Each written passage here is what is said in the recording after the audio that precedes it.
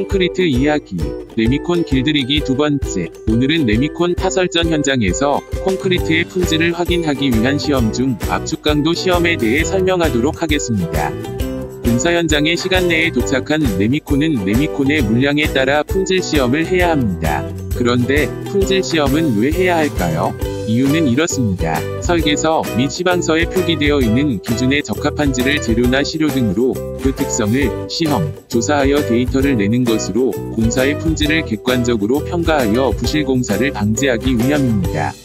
한마디로 부실 시공 방지를 위한 시험이라고 보시면 됩니다. 그럼 콘크리트의 품질 시험은 레미콘 물량이 얼마 이상의 경우에 시험을 하나요? 조금 어려울 수 있지만 아주 좋은 질문입니다. 건축공사 표준시방에 따르면 타설 공구마다, 타설일마다 타설량이 120세제곱미터 이상의 경우에 1회씩 실시합니다. 이때 압축강도 시험은 1회마다 공시체 3개를 만들어 양생기간이 지난 후 압축강도 시험을 통해 시험 결과를 확인합니다. 그때 슬럼프 시험도 120세제곱미터마다 한 번씩 시험해서 그 결과를 확인해야 합니다. 그럼 레미콘 트럭에서 채취한 레미콘을 시험실로 가져가서 어떻게 시험이 되는지 확인해볼까요? 이곳이 바로 시험실입니다. 현장 여건에 따라 현장 내에서 바로 하는 경우도 많이 있습니다. 첫 번째, 콘크리트의 압축 강도 시험에 대해 알아보도록 하겠습니다. 콘크리트는 압축 강도가 아주 중요합니다. 그래서 이번 시험은 콘크리트가 얼마나 단단한지를 나타내는 압축 강도 시험입니다. 먼저 압축 강도 시험에 필요한 도구를 설명하겠습니다. 이것은 공시체 몰드입니다. 공시체 몰드는 사용 용도에 따라 일반적으로 두 종류가 많이 사용됩니다. 높이 200mm 지름 100mm 또는 높이 300mm 지름 150mm의 공시체를 사용합니다. 다음은 철판입니다. 철판의 규격은 일반적으로 정사각형으로 가로 500mm에 세로 500mm를 사용합니다. 그리고 재료를 잘 섞이게 다지는 다진봉입니다. 다진봉의 길이는 보통 600mm 길이의 강철봉으로 준비를 합니다. 이번에는 시료 채취용 삽과 쇠흑손입니다. 시료 채취용 삽은 일반적으로 시료를 채취할 수 있는 작은 삽이면 됩니다. 쇠흑손은 몰드 위로 넘치는 레미콘을 걷어내기 위한 도구입니다. 그리고 공시체를 양생시키는 수조와 공시체의 강도를 확인하는 압축 강도 시험기가 필요합니다. 시험에 필요한 준비는 다 된 것 같습니다. 그럼 압축 강도 시험을 직접 해보도록 하겠습니다. 먼저 시험 장소에 철판을 놓습니다. 먼저 철판을 놓고 공시체 몰드 속에 박리제를 바릅니다. 잠깐. 여기서 박리제가 무엇인지 간단하게 설명하고 넘어가겠습니다. 박리제란 거푸집이나 공시체 몰드 등 콘크리트가 굳어지고 난 후에 콘크리트와 거푸집이 쉽게 떨어질 수 있도록 거푸집 또는 공시체 몰드 등의 표면에 칠을 하는 것을 말합니다. 쉽게 말해서 잘 떨어지라고 바르는 윤활제라고 생각하시면 됩니다. 계속 시험을 진행하도록 하겠습니다. 박리제를 바르고 난 후 현장에 타설 중인 레미콘을 시료 채취 삽으로 떠서 공시체 몰드에 넣습니다.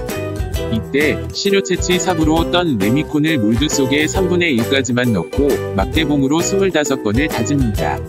나머지도 각각 3분의 1까지 넣고 25번을 다집니다. 그리고 몰드 위로 올라온 레미콘을 쇠흑손으로 평활하게 만듭니다. 마지막으로 뚜껑을 덮고 보통 캐핑이라고도 합니다. 제작일자 등을 기재한 꼬리표를 달아 서늘하고 건조한 장소에 최소 24시간을 둡니다. 24시간 이후 몰드를 탈영하고 공시체 몰드 하부에 꼬리표에 표기된 내용이 지워지지 않도록 표기를 합니다. 그런 후 수조에 공시체 몰드를 넣고 28일 동안 수중 양생을 시킵니다. 이때 양생 온도는 20도 플러스 마이너스 3도씨가 되도록 합니다.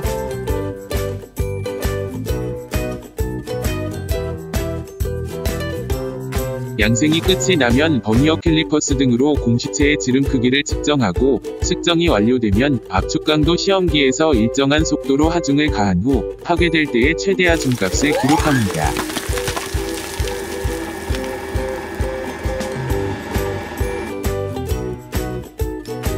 이때 1회 시험은 공시체 3개를 시험하며 3개의 공시체의 결과값이 호칭 강도의 85% 이상의 값이 나와야 합니다.